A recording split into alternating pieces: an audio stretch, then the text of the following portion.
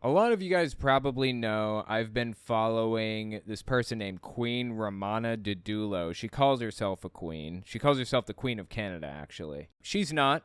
She is a QAnon leader and influencer.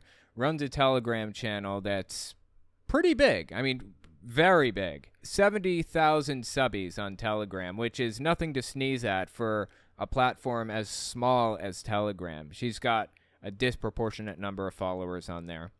She is absolutely delusional. I do not say that lightly. She believes herself to be a space alien called an Arcturian.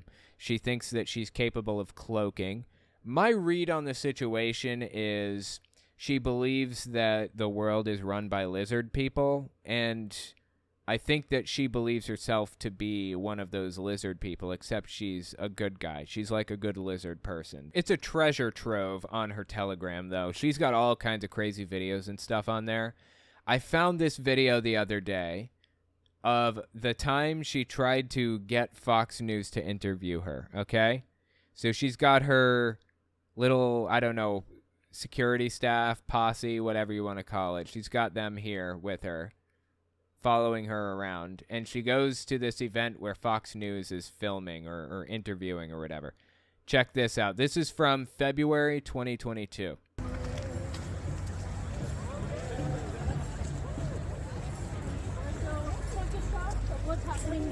Oh yeah, got it.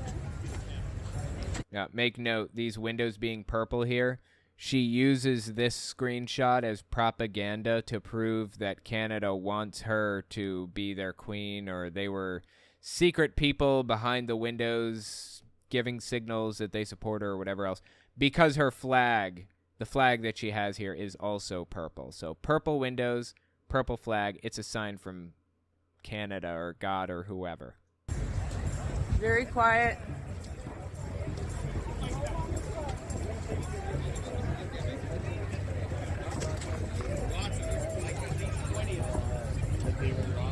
This is where they were, right here. There they are. Queen, Your Majesty, Your Majesty. They're calling her Queen and Your Majesty. This is painful. It's painful. The cringe is entirely too strong. Get ready to cringe hard, seriously. I was almost vomiting when I was watching this earlier, personally, because the cringe was so hard. Queen, Your Majesty to the left. Right here. Right here. Right here. Right here. There's this lady. Right here. Right here. There you Are you go. guys Fox News? Yes? I'm Queen Romana of Canada. How are you? How do I Nice to address meet you? you. How do I address you, he says. Your Majesty. Your Majesty, how are you, Your Majesty? I'm well. How are you? I do apologize. Oh my god, dude. Oh my god. Oh my god, this is painful. It's all right. No need to apologize. Are you willing to do an interview I with can't. the Queen of Canada? We're done for the day, but we have another crew that's replacing us right here. And they might use that stuff. How's that? Definitely, yes. And they're Fox News. They're just my replacement. We're just wiped. We're tired. We haven't eaten. And we're cold. And we're going to get back to the hotel. All right. Provide me their contact information. He's right there, Michael. And his reporter and producer are around somewhere. So. Okay, so the guy just pointed to that guy that's in the background and said, okay, his name is Michael, and there's a writer and producer somewhere, I think he said, right? We'll be here shortly. Hi,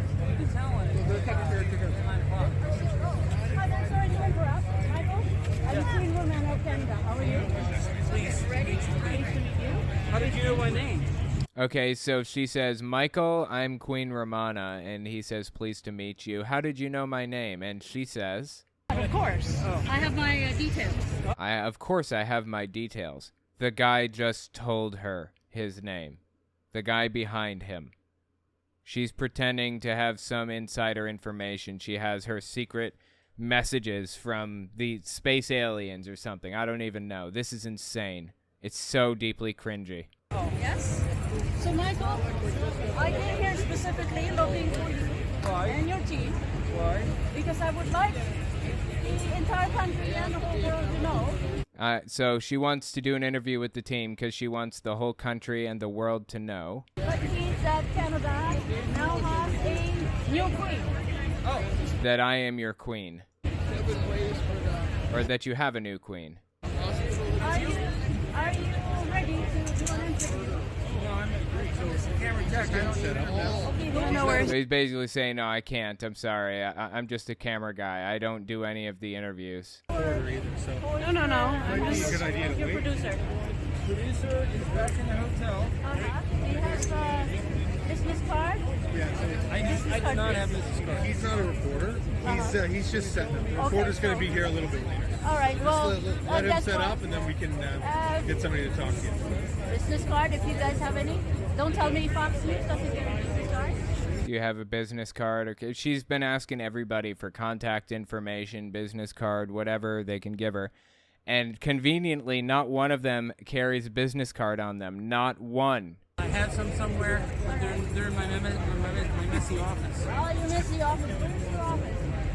My office is in Northern Virginia. It's the first opportunity you guys have to break a story that Canada has a new queen.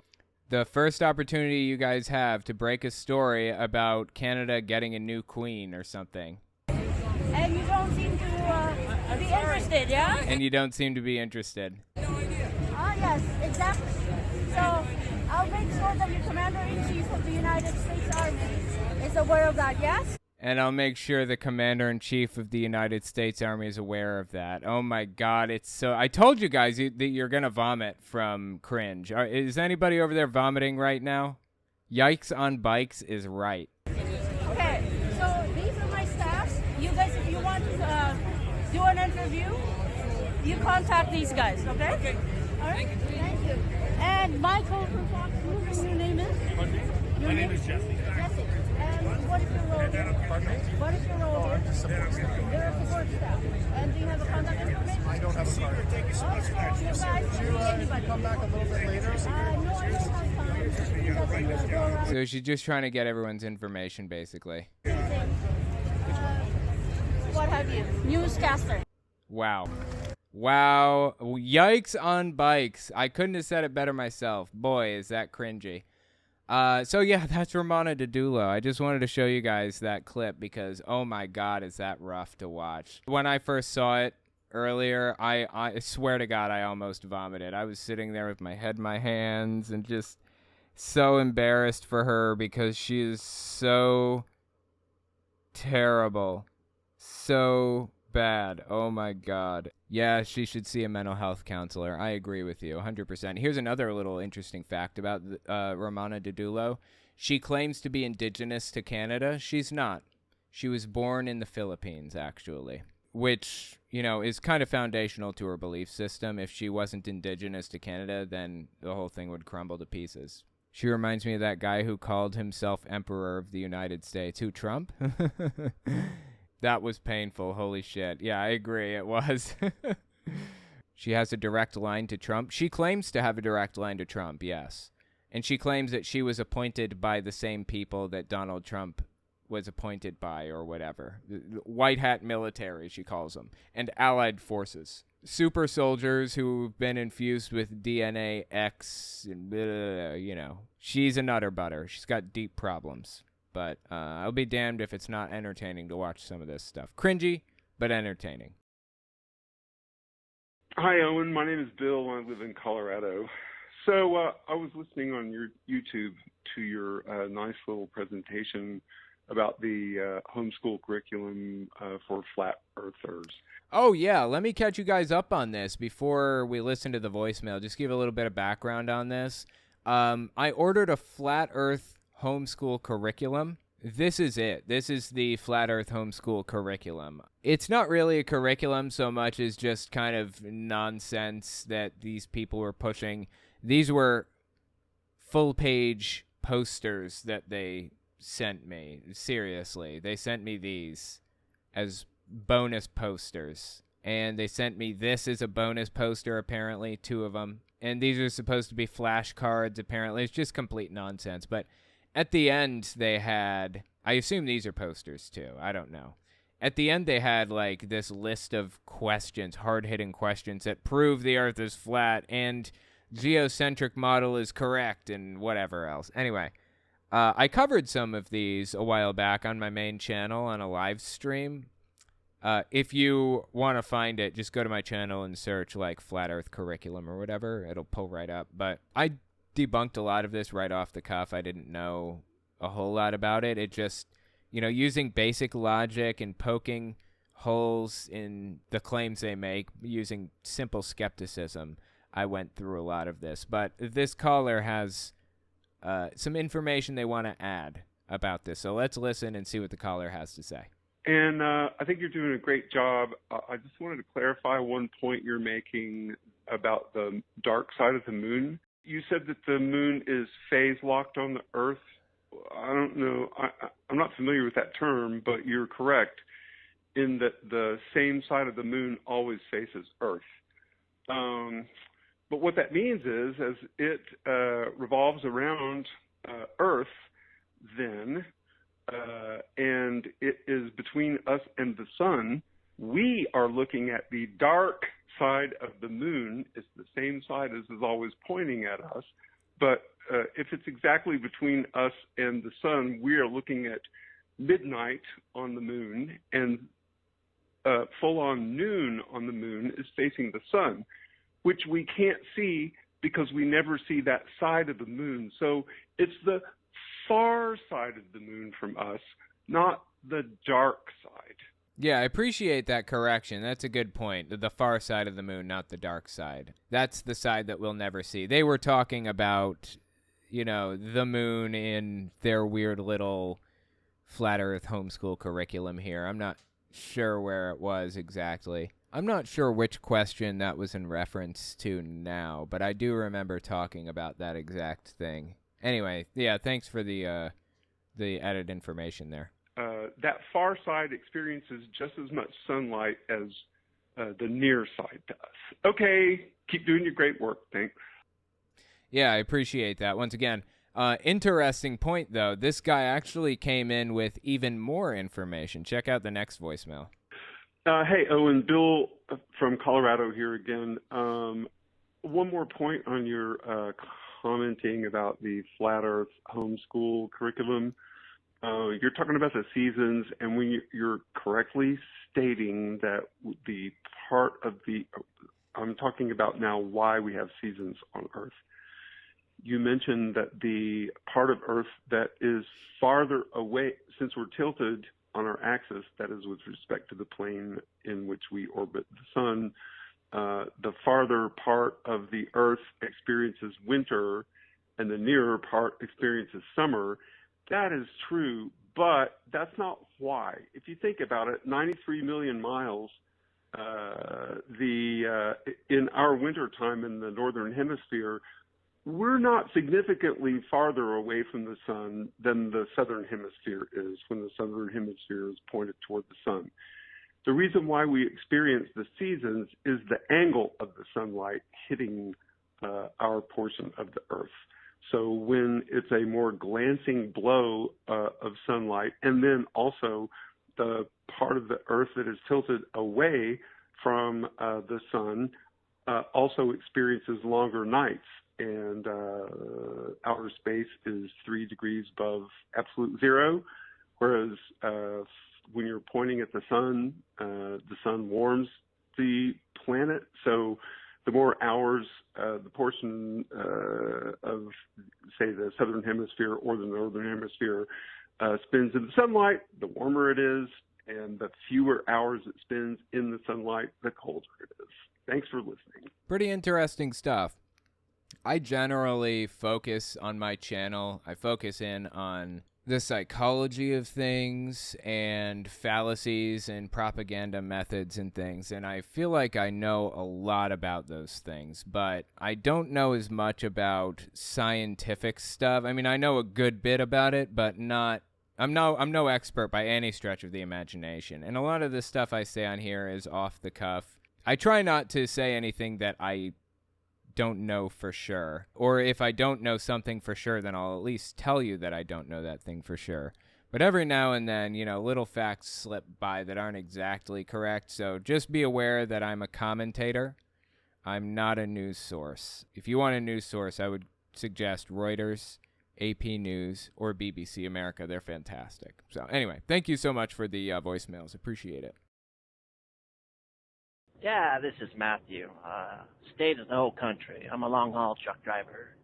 I spent a lot of time thinking in my head, how come no one is talking about the comparison of Trump and Hitler? Trump goes to prison, so did Hitler, and that's where he got most of his power. It's a little scary, in my opinion. Thanks. Love your show. Yeah, I appreciate it. That is concerning. I don't think that our situation is one-to-one exact with what happened in World War II Germany.